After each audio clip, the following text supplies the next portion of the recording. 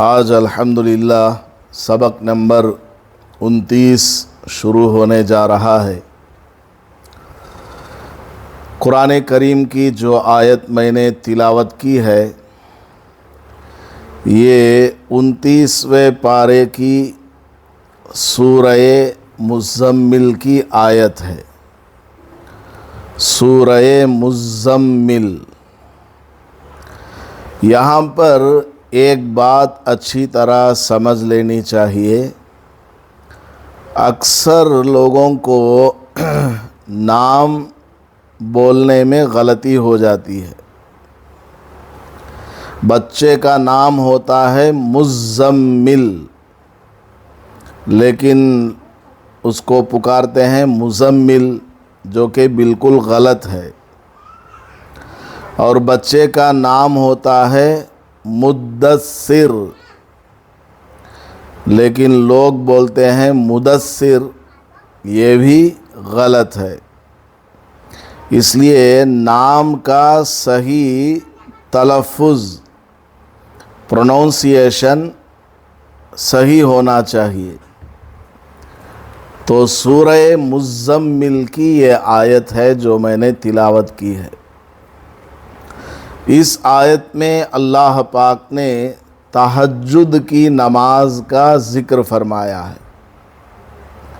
کہ نماز تہجد کس قدر اہمیت والی ہے، اور نماز تہجد کا پڑھنا کس قدر مشکل سا لگتا ہے، لیکن کتنے سارے فائدوں سے بھرا ہوا ہے۔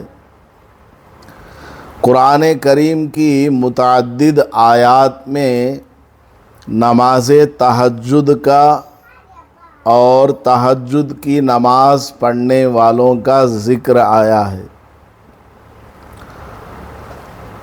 رات میں عشاء کی نماز پڑھ لینے کے بعد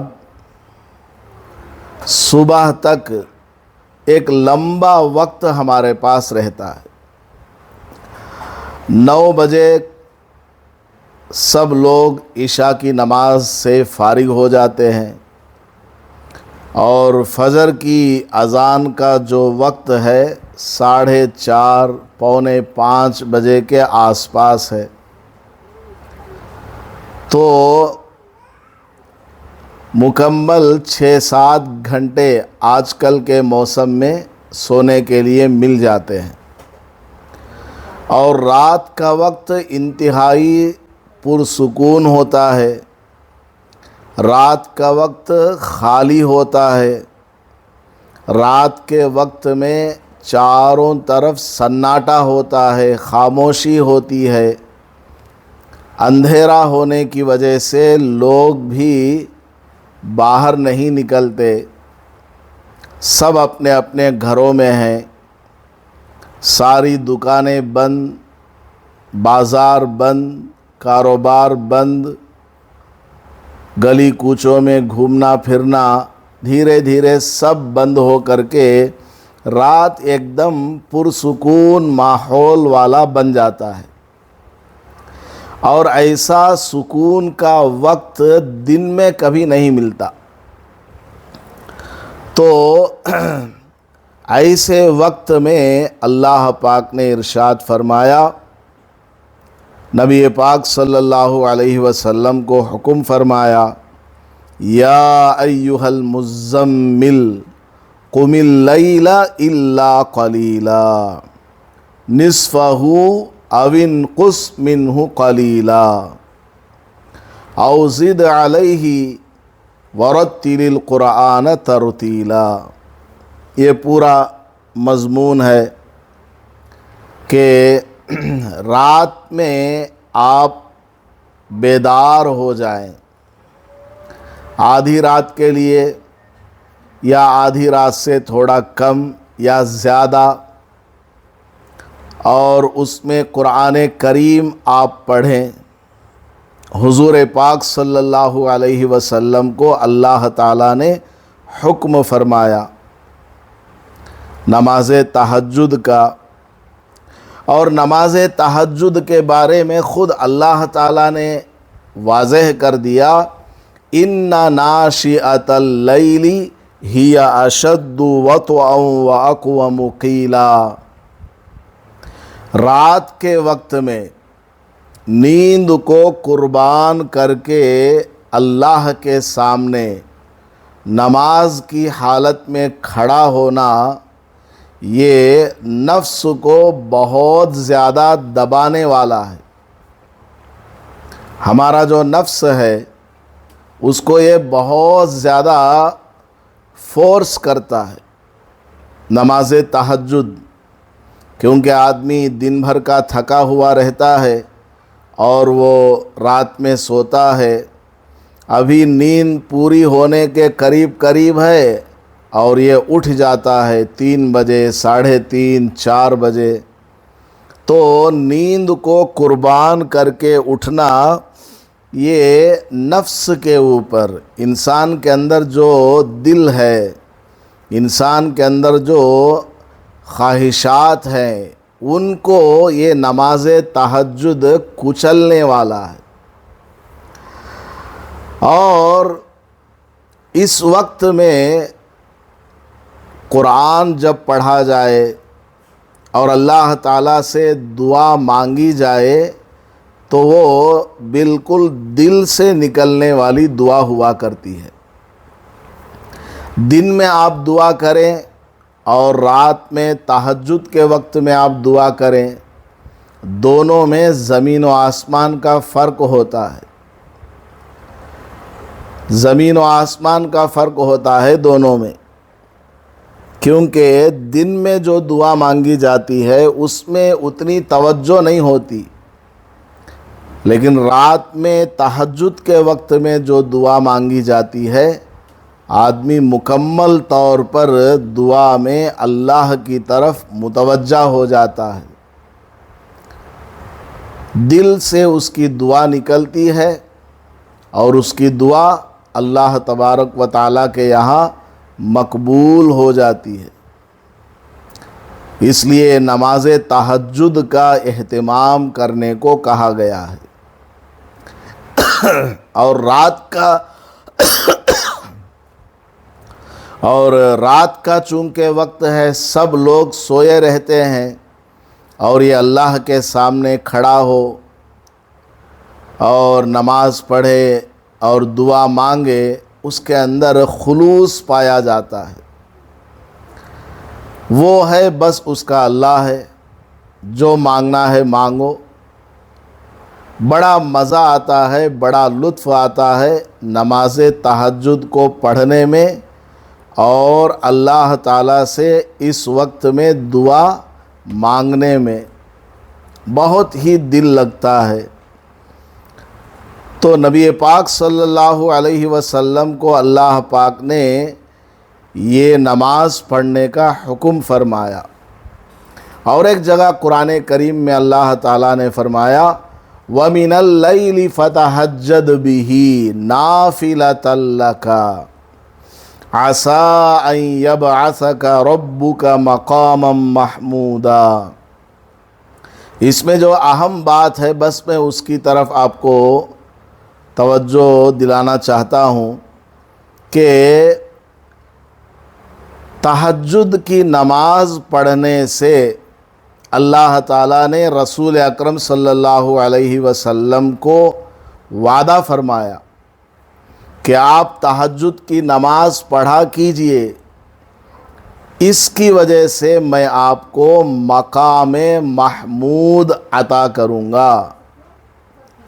مقام محمود یہ جنت میں بہت ہی بڑا درجہ ہے، عالم آخرت میں یہ بہت اونچا مقام ہے، اور اس سے اونچا کوئی درجہ اور مقام نہیں ہے۔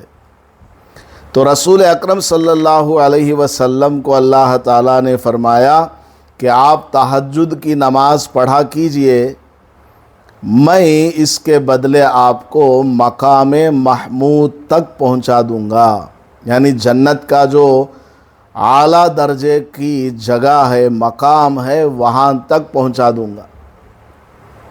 تو یہاں سے علماء کرام نے لکھا ہے کہ جو لوگ تہجد کی نماز کا اہتمام کریں گے تو وہ مقام محمود تک تو نہیں پہنچ پائیں گے، کیونکہ وہ تو پیغمبروں کا مقام ہے، اور سب سے اونچا مقام تو نبی پاک صلی اللہ علیہ وسلم کا ہے۔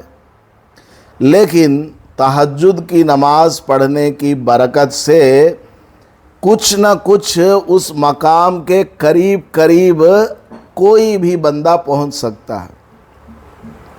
جو آدمی جتنا زیادہ تہجد کا پابند ہوگا، جو عورت جتنا زیادہ تہجد کی نماز کی فکر کرنے والی، ادا کرنے والی ہوگی، وہ اتنا مقام محمود کے قریب قریب ہوتی چلی جائے گی۔ تو نماز تہجد پڑھنے کا یہ اہم فائدہ ہے کہ رسول اکرم صلی اللہ علیہ وسلم کے قریب ہمیں جانے کو موقع نصیب ہوگا جنت میں، اور بلند مقام ہمیں نصیب ہوگا۔ علماء نے لکھا ہے کہ کوئی بھی آدمی اس وقت تک ولی نہیں ہو سکتا جب تک کہ وہ تہجد کی نماز کا اہتمام نہ کر لے۔ کوئی عورت اس وقت تک ولیہ نہیں بن سکتی جب تک کہ وہ نماز تہجد کا اہتمام کرنے والی نہ بن جائے۔ 5 وقت کی نماز تو خیر فرض ہے، کمپلسری ہے، ڈیوٹی ہے ہماری، لیکن نماز تہجد پڑھنے سے اللہ تعالیٰ کا قرب حاصل ہوتا ہے، نزدیکی حاصل ہوتی ہے۔ حضرت ابو ہریرہ رضی اللہ تعالیٰ عنہ کی روایت ہے بخاری شریف میں اور مسلم میں کہ رسول پاک صلی اللہ علیہ وسلم نے ارشاد فرمایا، ہمارا مالک اور اللہ تبارک و تعالی ہر رات کو جس وقت آخری تہائی رات باقی رہ جاتی ہے، آخری تہائی رات کیا مطلب؟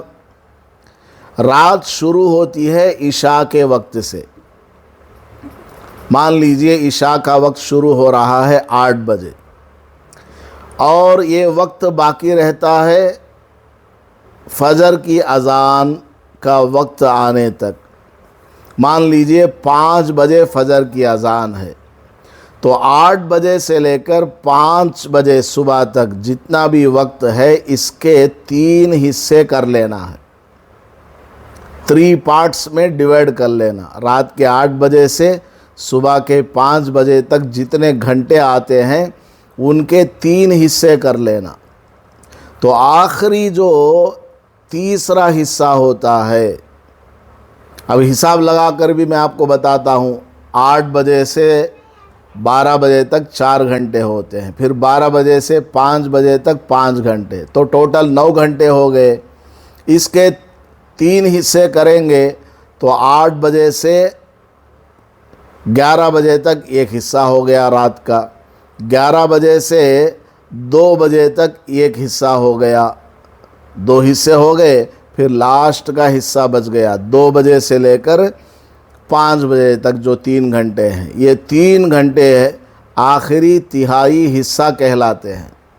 تو نبی پاک صلی اللہ علیہ وسلم نے ارشاد فرمایا کہ جس وقت رات کو آخری حصہ ہوتا ہے، آخری تہائی حصہ باقی رہ جاتا ہے، اللہ تعالیٰ آسمان دنیا کی طرف توجہ فرماتا ہے، یعنی خاص توجہ فرماتا ہے۔ یہ جو پہلا آسمان ہے اس کی طرف اللہ تعالیٰ خاص کر کے توجہ فرماتا ہے، اور اللہ تعالیٰ ارشاد فرماتا ہے، کون ہے وہ بندہ یا بندی جو مجھ سے اس وقت میں دعا مانگے اور میں اس کی دعا کو قبول کروں، اور کون ہے وہ بندہ یا بندی جو مجھ سے کوئی چیز مانگے اور میں اس کو عطا کروں، اور کون ہے وہ بندہ یا بندی جو مجھ سے اس وقت میں مغفرت اور بخشش مانگے تو میں اس کو بخش دوں، اس کی مغفرت کر دوں۔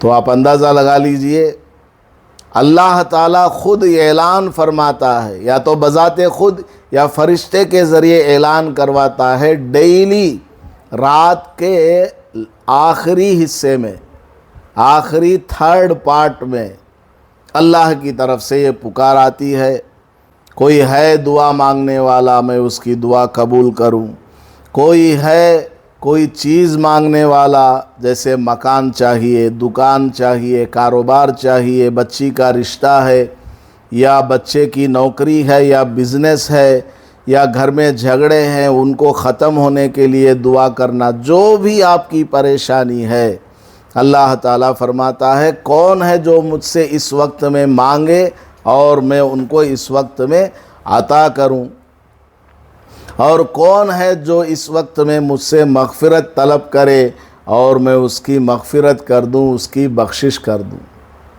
تو کتنی خوشی کی بات ہے، ڈیلی یہ آواز اللہ تعالیٰ کی طرف سے رات کے آخری تیسرے حصے میں لگتی ہے، اور افسوس کہ ہم سوئے رہتے ہیں اور اس وقت میں اٹھ کر کے تہجد کی نماز نہیں پڑھتے۔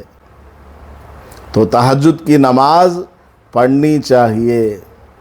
اسی طرح ترمذی شریف کی ایک روایت ہے حضرت عمرو بن عبسہ رضی اللہ تعالیٰ عنہ سے، نبی پاک صلی اللہ علیہ وسلم نے ارشاد فرمایا، اللہ تعالیٰ بندے سے سب سے زیادہ قریب رات کے آخری درمیانی حصے میں ہوتا ہے۔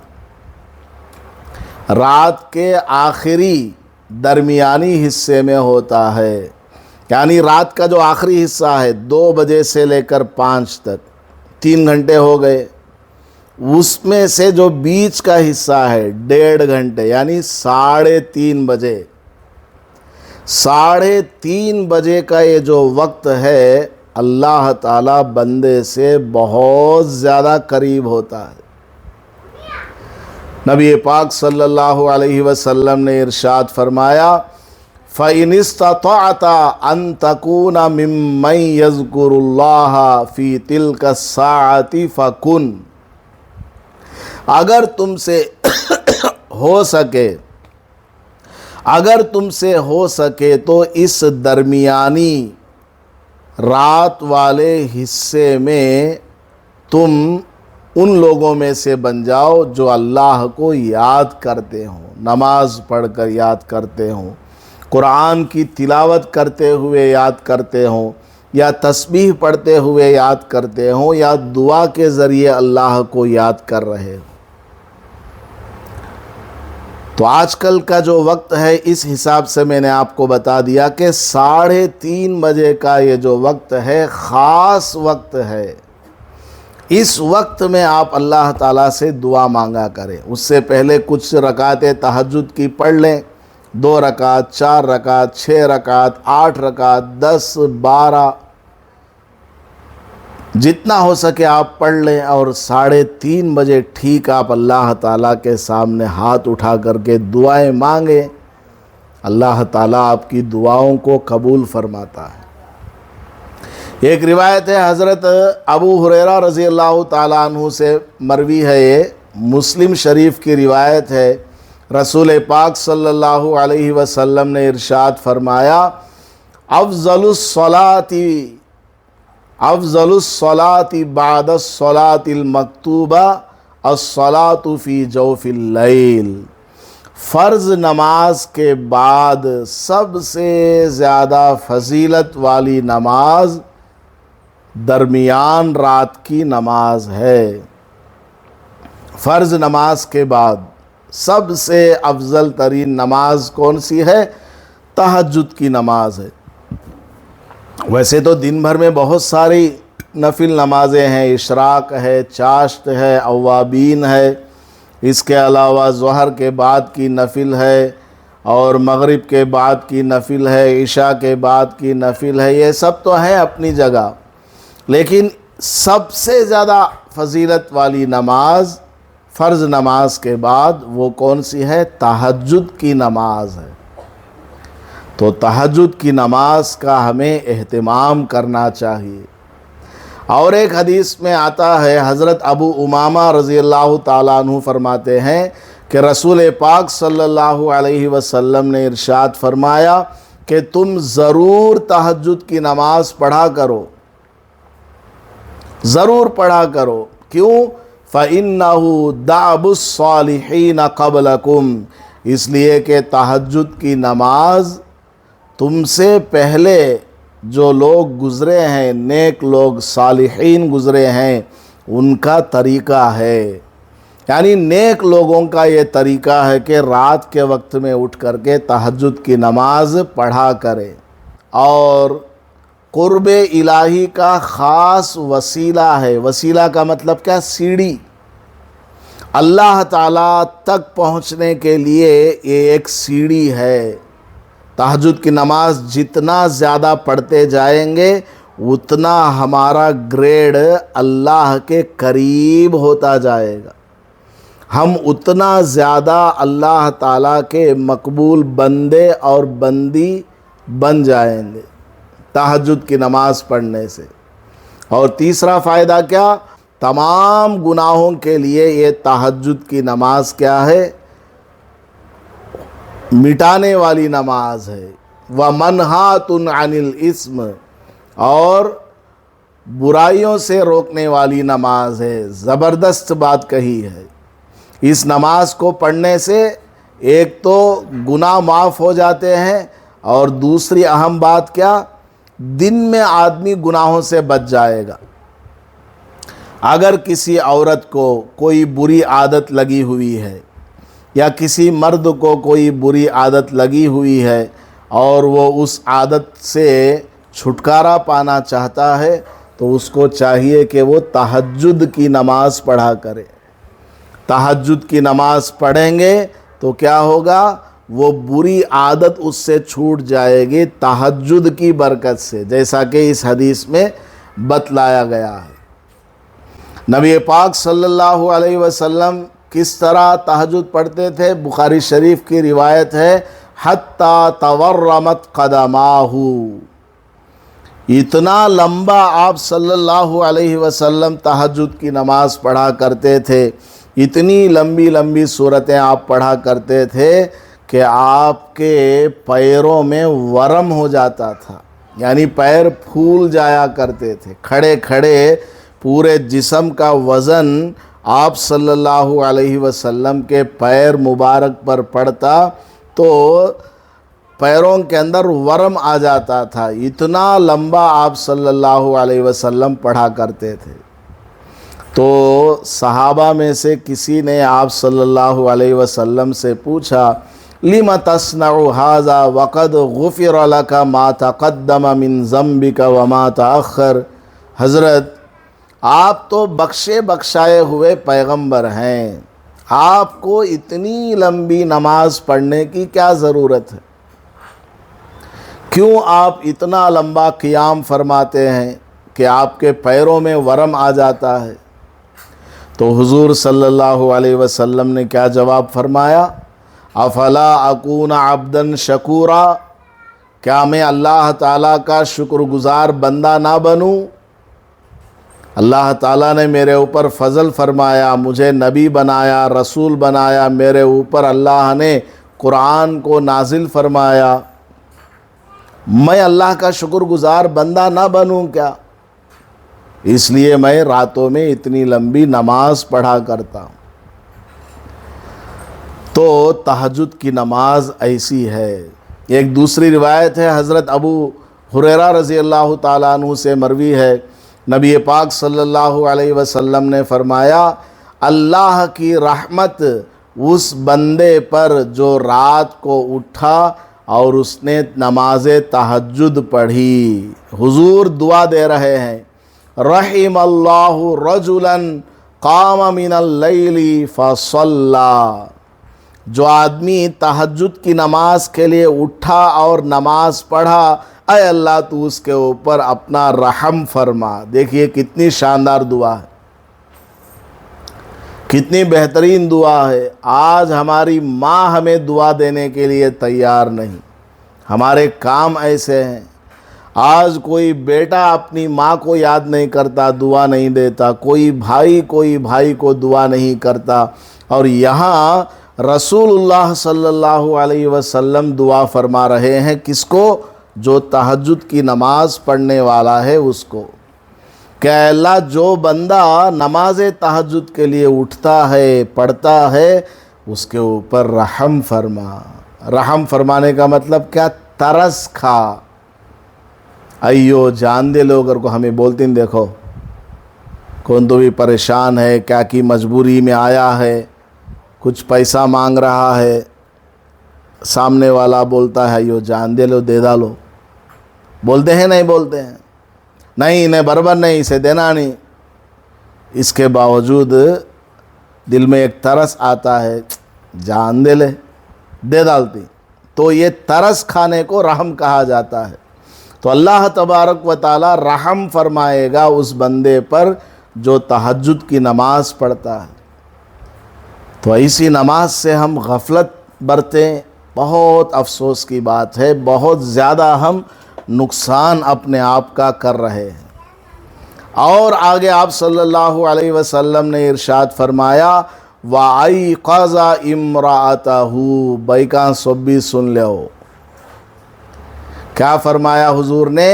وَأَيْقَظَ إِمْرَأَتَهُ، اے اللہ رحم فرما اس مرد پر جو تہجد کی نماز کے لیے اٹھے اور پڑھے، اور ساتھ میں اپنی بیوی کو بھی جگائے۔ ساتھ میں کیا کرے؟ اپنی بیوی کو بھی جگائے۔ وہ اٹھ نماز پڑھ، لکڑی لے لے اٹھانا نہیں، لکڑی لے کر نہیں اٹھانا، پیار و محبت سے بیوی کو اٹھانا۔ فصلت، پھر اس عورت نے بھی تہجد کی، پڑھ لی نماز، اس کے اوپر بھی اللہ تعالیٰ کی طرف سے رحم۔ فَإِنْ أَبَتْ، اگر اس نے منع کر دیا، شوہر اٹھا اور نماز کے لیے وضو وغیرہ کیا، پڑھ رہا ہے، یا پڑھنے کے بعد بیوی کو جا کر کے جگایا تو بھی پڑھ لے، اور بیوی نے انکار کر دیا، جاؤ جی نہیں پڑھتی میں، ہاتھاں پیروں میں درد ہے، نیند ابھی پوری نہیں ہوئی، اس نے منع کر دیا۔ حضور صلی اللہ علیہ وسلم نے فرمایا اگر عورت نے منع کر دیا اٹھنے سے، نَزَحَ فِي وَجْهِهَا الْمَاءَ، تو وہ شوہر کیا کرے؟ اپنی بیوی کے چہرے پر پانی کا چھینٹا مارے۔ بکیٹ لے لگا ڈالنا نہیں بچھانے کے اوپر، خالی انگلیوں سے پانی کا چھینٹا مارے بیوی کے اوپر، تو اللہ تعالیٰ اس میاں بیوی کے تعلق کو دیکھ کر کے بڑا خوش ہوتا کہ دیکھو یہ اس کو جگا رہا ہے، پانی بھی ڈال رہا ہے، ہلکا ہلکا سا پیار سے اس کو جگا رہا ہے۔ اللہ تعالیٰ دونوں پر رحم فرماتا ہے۔ اسی طرح اس کا الٹا، کبھی کبھار عورت جلدی اٹھ جاتی ہے تو حضور نے عورت کے لیے بھی دعا مانگی الگ سے۔ دیکھو کیا فضیلت ہے عورتوں کی، اللہ کے رسول صلی اللہ علیہ وسلم نے عورتوں کا نام لے کر بھی دعا مانگی ہے۔ رحم اللہ امرأۃً قامت من اللیل فصلت، اللہ تعالیٰ کی رحمت نازل ہو اس عورت کے اوپر جو رات میں اٹھے اور تہجد پڑھے۔ وَأَيْقَظَتْ زَوْجَهَا، اور وہ عورت اپنے شوہر کو جگائے نماز کے لیے۔ فَصَلَّى، پھر وہ نماز پڑھ لے تاکہ وہ نماز پڑھ لے۔ فَإِنْ أَبَى، اگر شوہر نے منع کر دیا، جا تو پڑھ لے نماز، دن بھر کام کر کے میں تھک گیا ہوں، شوہر نے کہا بیوی کو، نَزَحَتْ فِي وَجْهِهِ الْمَاءَ، تو عورت کیا کرے؟ پانی کا چھینٹا مارے اپنے شوہر کے چہرے پر تاکہ وہ پانی پڑنے کی وجہ سے اٹھ جائے اور نماز پڑھ لے۔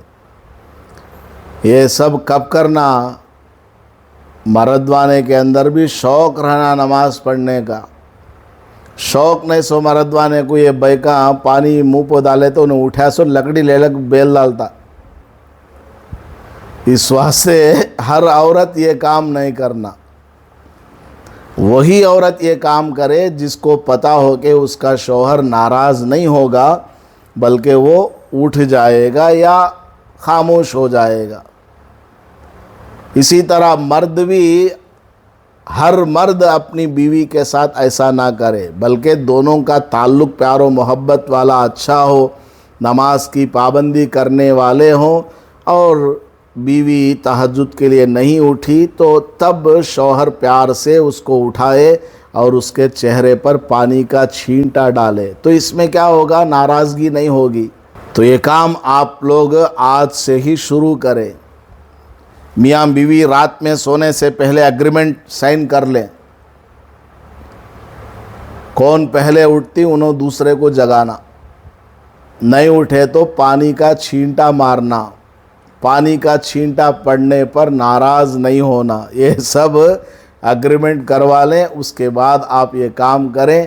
دونوں کے اوپر اللہ کے رسول صلی اللہ علیہ وسلم کی دعا ہے کہ اے اللہ ان پر اپنا رحم فرما، اپنی رحمت کو نازل فرما۔ اللہ کی رحمت کے نازل ہونے کا مطلب کیا؟ اس کی ساری پریشانیاں حل، اور جو بھی دعا مانگے وہ قبول، یہ سب ہے۔ اسی طرح حضرت عمر رضی اللہ تعالیٰ عنہ سے ایک روایت ہے، بعض مرتبہ کیا ہوتا ہے، تہجد کی نماز کا ارادہ ہوتا ہے، رات میں اٹھنے کا ارادہ ہوا، الارم بھی لگا لیا، لیکن تھکان اس قدر زیادہ ہے کہ اٹھ نہیں پائے، اس لیے تہجد نہیں پڑھ پائے، تو اب کیا کریں؟ اس کی قضا ہے کیا؟ ہاں، تہجد کی نماز کی قضا ہے۔ اصل تو وہ قضا نہیں ہے، لیکن اللہ تعالیٰ اپنے فضل سے اس کا ثواب دے دیتا ہے۔ کیسے؟ رسول پاک صلی اللہ علیہ وسلم نے فرمایا، جو آدمی من نام عن حزبہ او عن شیء منہ، اگر کوئی آدمی رات میں سوتا رہ گیا اپنی عادت کو چھوڑ کر، رات میں اٹھنے کی عادت ہے، تہجد کی نماز پڑھنے کی عادت ہے، اس کا جو مقررہ ورد ہے، عبادت ہے، اس کو چھوڑ کر وہ سوتا رہ گیا، یا رات میں اٹھا وہ لیکن ڈیلی جتنا وہ پڑھا کرتا تھا 8 رکعت 10 رکعت اتنا نہیں ہو پایا، بس 2-4 رکعت ہی پڑھ لیا، فَقَرَأَهُ فِي مَا بَيْنَ صَلَاةِ الْفَجْرِ وَصَلَاةِ الظَّهْرِ، پھر اس نے کیا کیا، دن میں اشراق سے لے کر کے ظہر کے اندر اگر اس نے تہجد کی نیت سے بچی ہوئی رکعتیں پڑھ لیا، یا کمپلیٹ سے تہجد چھوٹ گیا تھا تو کمپلیٹ تہجد کو پڑھ لیا، کُتِبَ لَهُ كَأَنَّمَا قَرَأَهُ مِنَ اللَّيْلِ، تو اس کے لیے رات میں تہجد پڑھنے کے برابر ثواب لکھا جائے گا۔ دیکھیے، جاک پاٹ ہے اللہ کی طرف سے۔ روزانہ تہجد پڑھنے کی عادت ہے، لیکن رات میں کسی دن نہیں اٹھ پایا، پوری تہجد چھوٹ گئی، یا اٹھا بس 2 ہی رکعت پڑھ پایا، روزانہ اس کی عادت تھی 6 رکعت پڑھنے کی یا 8 رکعت پڑھنے کی، تو دن میں وہ پڑھ لیا کرے، ظہر سے پہلے اشراق سے لے کر ظہر سے پہلے وہ پڑھ لیا کرے، تو کیا ہوگا، اس کو تہجد کی نماز رات میں پڑھنے کے برابر ثواب ملے گا۔ کتنا بڑا اللہ تعالیٰ کی طرف سے فضل ہے کہ دن میں بھی پڑھ رہے ہیں چھوٹی ہوئی تہجد کو، تو بھی اللہ تعالیٰ ثواب دے رہا ہے۔ امی عائشہ رضی اللہ تعالیٰ عنہ فرماتی ہیں، جب بیماری وغیرہ کی وجہ سے آپ صلی اللہ علیہ وسلم کی نماز تہجد کبھی چھوٹ جاتی تو آپ صلی اللہ علیہ وسلم دن میں 12 رکعتیں پڑھ لیا کرتے تھے۔ رات میں اگر کبھی حضور کی طبیعت خراب تھی یا سفر میں گئے تھے، بہت تھک گئے، اس لیے تہجد کی نماز نہیں پڑھ پائے، تو دن میں 12 رکعتیں پڑھ لیا کرتے تھے، تو حضور بھی اس طرح تہجد کی نماز کی قضا پڑھا کرتے تھے۔ تو ان تمام روایت سے کیا سمجھ میں آیا کہ تہجد کی نماز انتہائی اہم نماز ہے۔ اور تہجد کی نماز کس طرح پڑھنا؟ تہجد کی نماز شروع کی 2 رکعت لائٹ سے پڑھے، یعنی چھوٹی چھوٹی صورتیں، کیونکہ آپ صلی اللہ علیہ وسلم بھی تہجد کی نماز جب شروع کرتے، شروع کی 2 رکعت سمپل پڑھا کرتے تھے، چھوٹی چھوٹی صورتیں، کیونکہ ابھی شروع ہو رہا نا نماز، تو ہلکی ہلکی صورتیں پڑھتے، پھر نیکسٹ 2 رکعت میں تھوڑا زیادہ لمبا، اس طرح بڑھاتے جاتے تھے۔ تو ہمیں بھی چاہیے کہ جب ہم تہجد کی نماز پڑھیں، فرسٹ کی 2 رکعت میں چھوٹی چھوٹی صورتیں پڑھ لیں، اس کے بعد اگلی رکعتوں میں بڑی بڑی صورتوں کو پڑھ لیا کریں۔ بعض عورتوں کو بڑی بڑی صورتیں نہیں آتی، چھوٹی آتی ہیں، مان لیجئے علم ترا سے قل اعوذ برب الناس تک 10 صورتیں آتی ہیں، تو پہلی رکعت میں 5 صورت پڑھ لو، اگلی رکعت میں 5 صورت پڑھ لو، اس طرح آپ کی نماز لمبی ہو جائے گی۔ یا پہلی رکعت میں 10 صورتیں پڑھ لیے، نیکسٹ دوسری رکعت میں پھر یہی 10 پڑھ لیے، تو ایک دم آدھے گھنٹے کی نماز ہو جائے گی ان کی 2 رکعت۔ تو عورتیں بھی اگر چاہیں تو تہجد کی نماز لمبی لمبی پڑھ سکتی ہے، اس میں کوئی حرج کی بات نہیں ہے۔ البتہ بہتر یہ ہے کہ لمبی لمبی نمازوں کو، لمبی لمبی صورتوں کو یاد کیا کریں، پڑھا کریں، انشاءاللہ بہت زیادہ فائدہ ہو جائے گا۔ تو یہ ہے نماز تہجد سے متعلق کچھ اہم باتیں۔ بعض مرتبہ تو حدیث میں آتا ہے کہ آپ صلی اللہ علیہ وسلم نماز تہجد میں قرآن پڑھتے پڑھتے کسی آیت پر رک جاتے اور اسی آیت کو رات بھر پڑھا کرتے تھے، ایک ہی آیت کو بار بار پڑھا کرتے تھے۔ حدیث میں آتا ہے ان تعذبهم فإنهم عبادك وَإِن تَغْفِرْ لَهُمْ فَإِنَّكَ أَنْتَ الْعَزِيزُ الْحَكِيمُ۔ حضرت عیسیٰ علیہ السلام کی یہ دعا ہے، اور اللہ تعالیٰ سے بات چیت کے درمیان حضرت عیسیٰ علیہ السلام یہ کہیں گے قیامت میں۔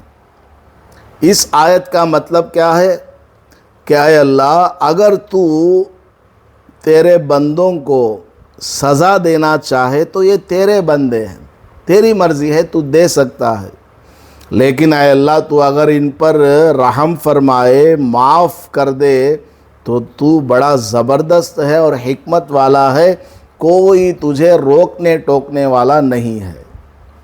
تو یہ اس آیت کا مفہوم ہے، اور حضور صلی اللہ علیہ وسلم کو ہم پر، امتیوں پر اس قدر شفقت ہے، محبت ہے کہ یہ آیت جب آپ نے پڑھی تو پوری رات نماز میں یہی آیت پڑھتے رہے، پوری رات یہی آیت پڑھتے رہے اور اپنی امت کو سوچتے رہے، ان تعذبہم فإنہم عبادک، اے اللہ یہ تیرے ہی بندے ہیں، تو اگر ان کو عذاب دینا چاہے تو تیرے ہی بندے ہیں، تیری مرضی ہے، وَإِن تَغْفِرْ لَهُمْ، لیکن اے اللہ تو اگر ان پر بخشش فرما دے، ان کی مغفرت فرما دے تو پھر تو بڑا زبردست ہے، کوئی تجھے پوچھنے والا نہیں کہ تو نے فلاں کو کیوں معاف کیا، کون تجھے پوچھنے والا، تیری مرضی ہے، کوئی تجھے روکنے ٹوکنے والا نہیں ہے، اے اللہ تو سب کو معاف کر دے۔ یہ ہے حضرت ابو بکر رضی اللہ تعالیٰ عنہ کے بارے میں حدیث میں آتا ہے، نبی پاک صلی اللہ علیہ وسلم ایک مرتبہ رات میں نکلے، رات کے وقت میں آپ صلی اللہ علیہ وسلم نکلے تو حضرت ابو بکر کو دیکھا کہ وہ بالکل آہستہ آہستہ نماز پڑھ رہے ہیں، تھوڑی سی بھی آواز نہیں، اور ادھر حضرت عمر رضی اللہ تعالیٰ عنہ کے پاس سے گزرے، عمر رضی اللہ تعالیٰ عنہ نے تو پورا ہلہ مچا رکھا تھا، زور زور سے تہجد میں قرآن پڑھ رہے تھے۔ تو جب ان دونوں حضرات کو آپ صلی اللہ علیہ وسلم، جب یہ دونوں حضرات آپ صلی اللہ علیہ وسلم کی خدمت میں حاضر ہوئے، آپ صلی اللہ علیہ وسلم نے پوچھا، حضرت ابو بکر رضی اللہ تعالیٰ عنہ سے پوچھا، یا ابا بکر مررت بک وانت تصلی تخفض صوتک، اے ابو بکر رات میں تیرے پاس آیا تھا، دیکھوں کہ کیا کر رہا ہے، تم تو نماز پڑھ رہے تھے، کچھ بھی آواز نہیں، بالکل پن ڈراپ سائلنٹ، تم ہونٹ ہلا رہے تھے، بس آواز ہی نہیں آ رہی تھی، کیا بات ہے؟ قال، حضرت ابو بکر رضی اللہ عنہ نے جواب میں کہا، قد اسمعت من ناجیت یا رسول اللہ، حضرت جس کو میں سنانا چاہتا تھا یعنی اللہ، اس کو میں نے سنا دیا ہے، وہ تو دل کی باتوں کو بھی سننے والا ہے، زور سے پڑھوں آہستہ پڑھوں اللہ کو کوئی فرق نہیں پڑتا، اللہ تعالیٰ تو سنتا ہے، اس لیے میں نے سنا دیا اس کو، بس کافی ہے، زور سے پڑھنے کی کیا ضرورت؟ حضور نے فرمایا اچھا۔ حضرت عمر سے پوچھا، عمر مررت بک وانت تصلی رافعا صوتک، کیا بات ہے عمر، رات میں تیرے پاس آیا تھا، تم تہجد میں چیخ رہے تھے، زور زور سے قرآن پڑھ رہے تھے، کیا بات ہے؟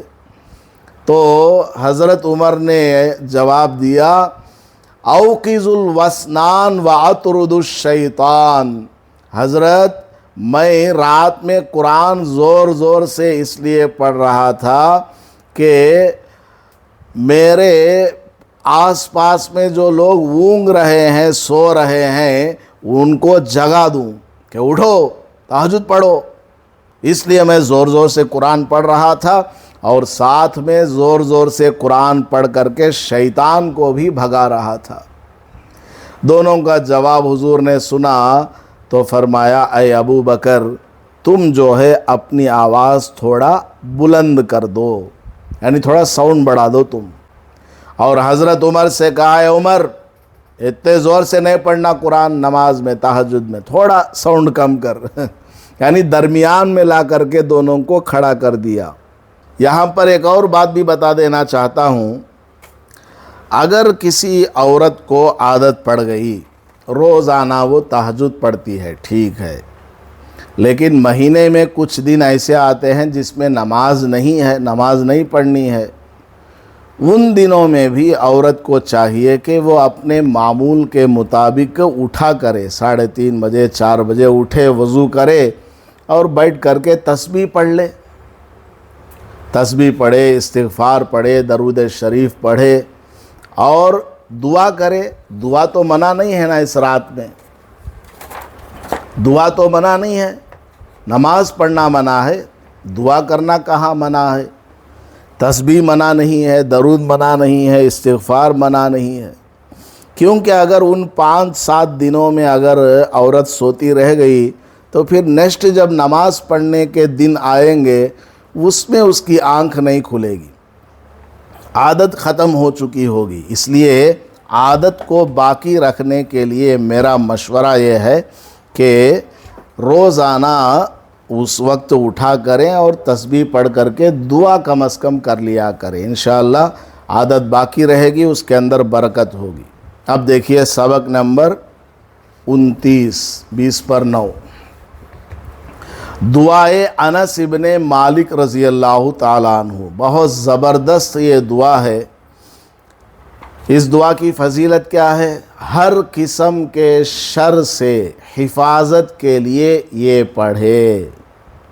یہ دعا انسان، شیطان اور درندوں کے شر سے بچنے کے لیے مجرب ہے۔ مجرب کا مطلب کیا؟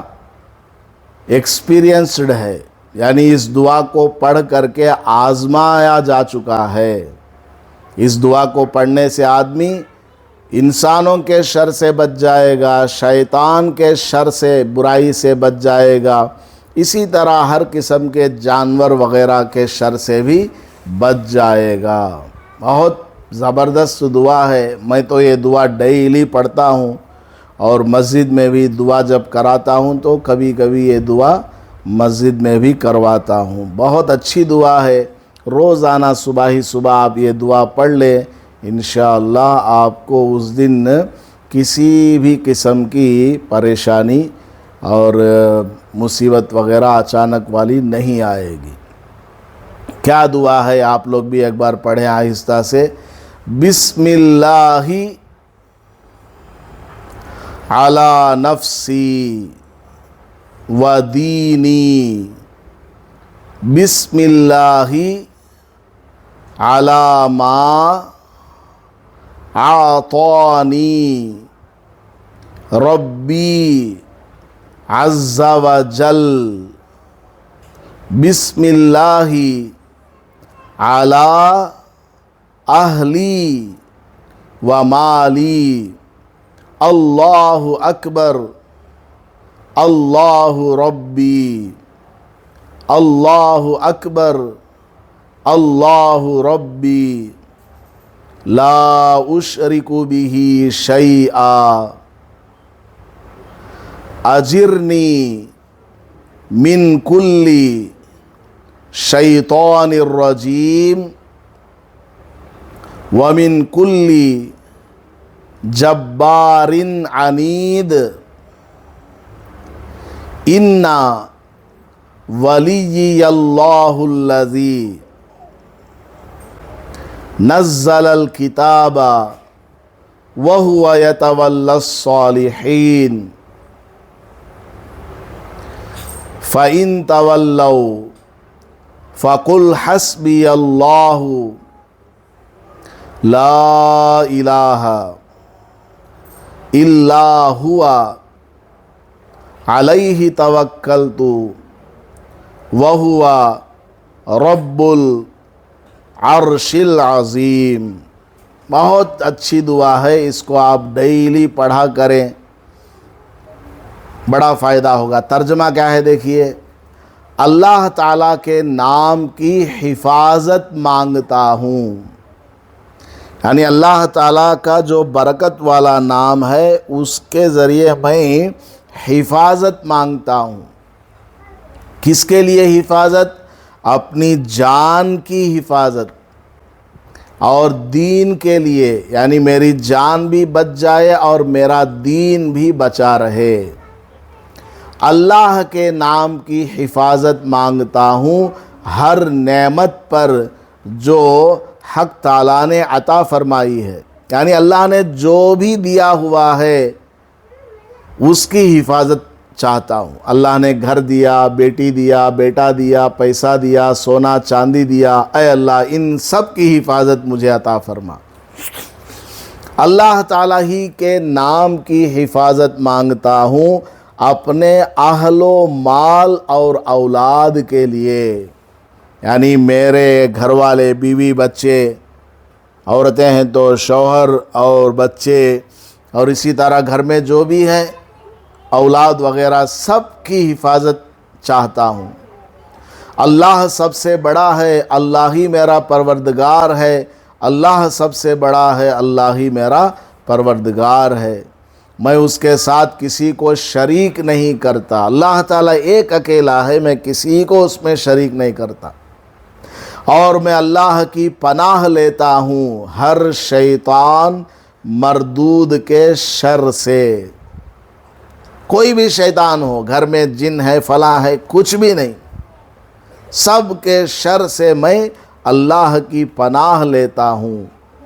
اور ہر شیطان متکبر کے شر سے، یعنی جو بھی تکبر والا ہے، غرور والا ہے، ایسے آدمی کے شر سے بھی میں پناہ لیتا ہوں اللہ کی. بے شک میرا حمایتی، یعنی میرا سپورٹر اللہ ہے، جس نے کتاب نازل فرمائی قرآن کریم، اور وہ نیکوکاروں کی حمایت کرتا ہے، یعنی اللہ تعالیٰ نیک کرنے والوں کا سپورٹ کرتا ہے. پھر اگر وہ کفار وغیرہ یعنی کافر وغیرہ منہ پھیر لیں تو آپ فرما دیجئے، یہ اصل میں قرآن کی آیت ہے بیچ میں، ان ولی اللہ الذی نزل الکتاب وہو یتولی الصالحین، یہ قرآن کی آیت ہے. فَإِن تَوَلَّوْا فَقُلْ حَسْبِيَ اللَّهُ، لاسٹ تک. لیکن عورتیں جو ہیں اس کو اگر نماز پڑھنے کی حالت میں نہیں ہے تب بھی پڑھ سکتی ہیں، دعا کی نیت سے. دعا کی نیت سے یہ دعا، اس میں جو قرآن کی آیت ہے اس کو پڑھ سکتی ہیں، نو ٹینشن. پھر اگر وہ کفار وغیرہ منہ پھیریں تو آپ فرما دیجئے، آپ فرما دیں کہ اللہ میرے لیے کافی ہے۔ یعنی کوئی بھی ہم سے اگر منہ پھیر لیا ہے، ناراض ہے یا ہمیں پریشان کرنا چاہتا ہے، نو ٹینشن، اللہ میرے لیے کافی ہے، اس کے سوا کوئی معبود نہیں، یعنی عبادت کے لائق بس وہی ہے، میں نے اسی پر بھروسہ کیا، اور وہ عرش عظیم کا مالک ہے اللہ تعالیٰ۔ یہ اس دعا کا ترجمہ ہے، بڑی شاندار دعا، آپ اس کو ضرور یاد کر لیں بائی ہارٹ۔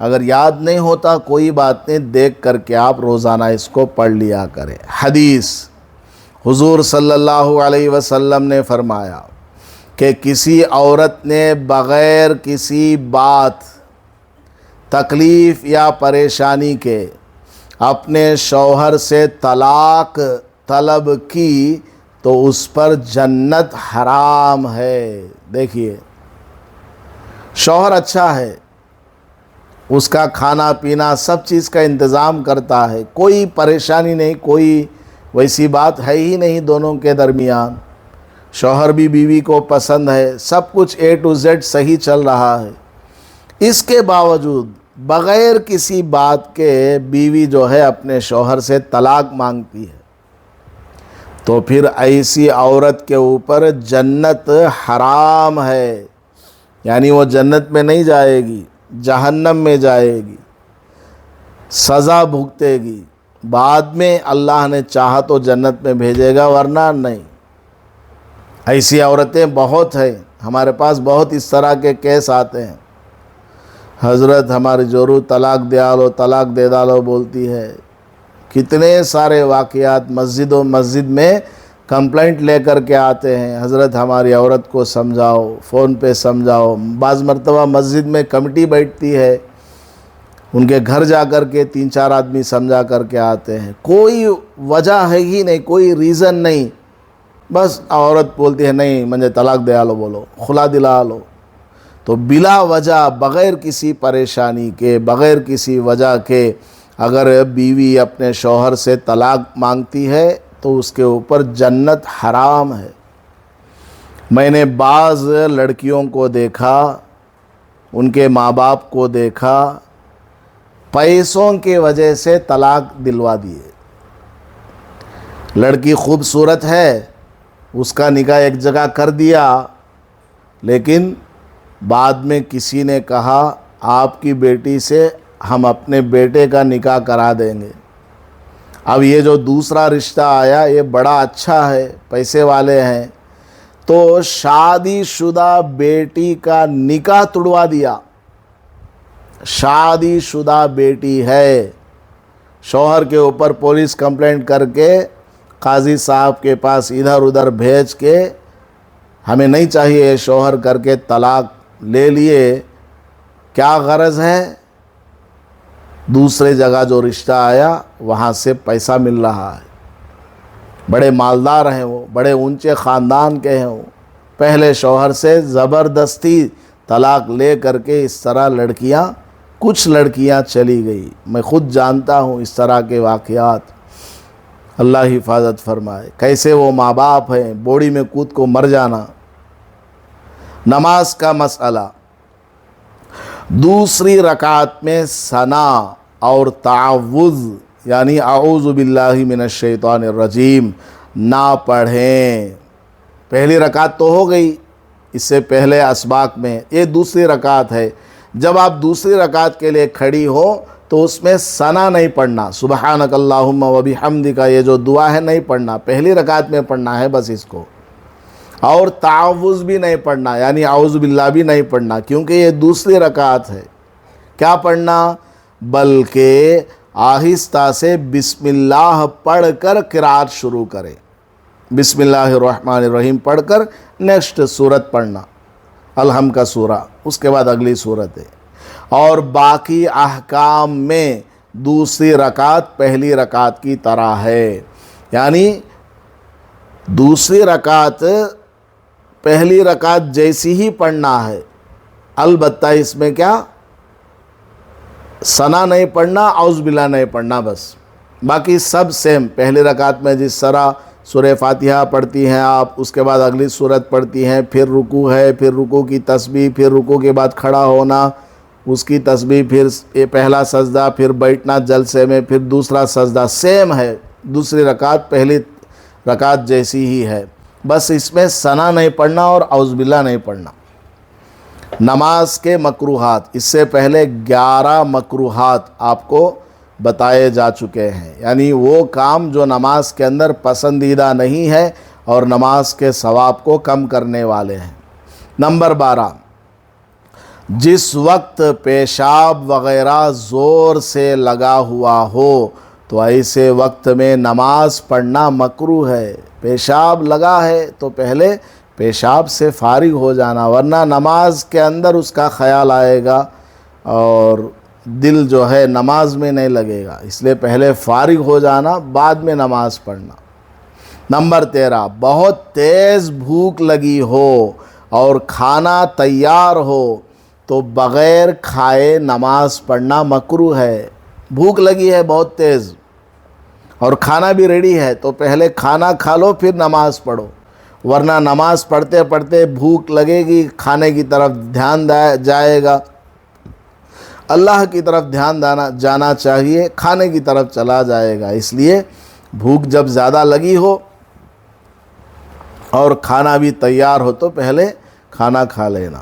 ہاں، اور اگر نماز کا وقت تنگ ہو تو پھر نماز اسی حالت میں پڑھ لے، یعنی ٹائم ختم ہونے والا ہے نماز کا. فار ایگزامپل ظہر کی نماز نہیں پڑھے ابھی تک، 4:30 ہو گیا، اب 10-15 منٹ میں ظہر کا وقت ختم ہو جائے گا. بھوک لگی ہے، گھر میں مہمان تھے، یہ وہ کام تھے، کھانا نہیں کھائی عورت ابھی تک، اور ظہر کی نماز بھی ابھی تک نہیں پڑھی ہے، لیکن ٹائم 4:30 ہو گیا، بھوک لگ رہی ہے. تب بھی کیا کرنا، چونکہ نماز قضا ہو جائے گی، اس لیے پہلے نماز پڑھ لو چاہے بھوک لگ رہی ہو. اسی طرح پیشاب وغیرہ بھی لگا ہوا ہے اور نماز کا وقت ختم ہونے والا ہے تو اس کو برداشت کر کے کنٹرول کر کے نماز پڑھ لو، بعد میں چلے جانا ورنہ نماز قضا ہو جائے گی. نمبر 14، بے ضرورت نماز میں تھوکنا اور ناک صاف کرنا مکروہ ہے. نماز میں تھوکنا نہیں. بعض مرتبہ نماز پڑھتے پڑھتے کیا ہوتا، منہ میں مچھر آ جاتا تو تھوک سکتی ہے، یا سجدے میں گئی تو منہ میں بال وغیرہ لگ گیا، اس کو صاف کر رہی ہے، جائز ہے. بلا ضرورت تھوکنا یہ مکروہ ہے. اور اسی طرح کوئی ضرورت نہیں، ناک صاف کر رہی ہے، بار بار ناک میں انگلیاں لے جاتی ہے، کیا کہ عارض کو دیکھنا ہے ایسا کا، نماز پڑھ رہی ہے کیوں ناک صاف کرتی ہو؟ ہاں ناک میں کچھ گندگی ہے اس لیے صاف کرتی ہو تو ٹھیک ہے، ورنہ بلا وجہ ناک صاف کرنا نماز کی حالت میں یہ مکروہ ہے. نمبر 15، کھٹمل کو بغیر کاٹے نہ پکڑے کیونکہ یہ مکروہ ہے. کھٹمل کا تو کیا، کھاٹ کا پہلوان، کالا رہتا چھوٹا، کھٹ کا تو کھاٹ چارپائی پلنگ، مل کا تو پہلوان.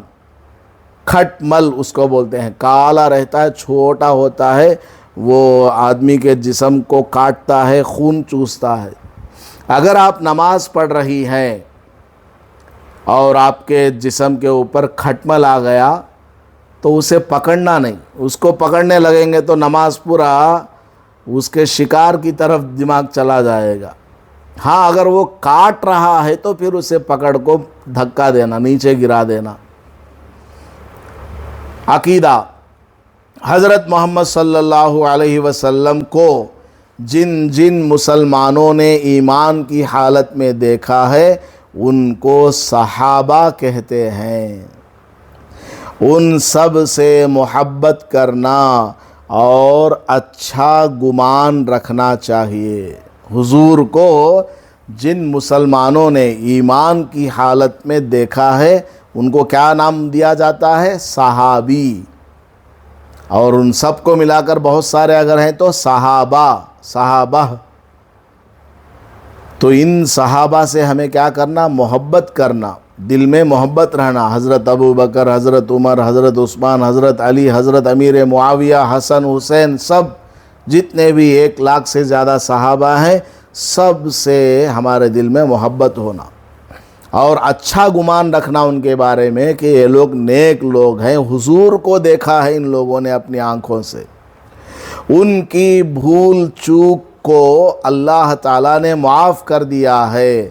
ان کی کوئی برائی نہ کرے. صحابہ وہ بھی انسان تھے نا، پیغمبر تو نہیں تھے. پیغمبر کا درجہ ہوتا ہے کہ ان سے کوئی گناہ نہیں ہوتا. تو صحابہ سے بعض مرتبہ گناہ ہوئے ہیں. کسی نے چوری کیا، کسی نے قتل کر دیا، کسی سے زنا بھی ہو گیا، لیکن ان سب نے اللہ تعالیٰ سے توبہ اور استغفار کر لیا، معافی مانگ لی، اللہ تعالیٰ نے معاف کر دیا.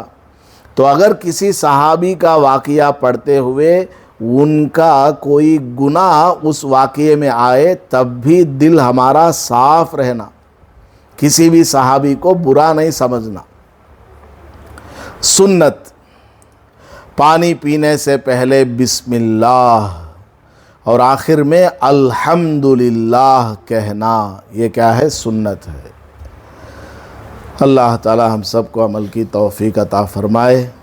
تو آج سے آپ ارادہ کریں کہ تہجد کی نماز آپ پڑھیں گی، رات میں جلدی سو جائیں گی، الارم کا واچ خرید کر لائیں گی، موبائل میں بھی سب میں الارم لگا کر کے سونا، اور رات میں 3 ساڑھے 3 بجے اٹھ کر کے تہجد کی نماز پڑھنا ہے. بچوں کو بھی جگائیے.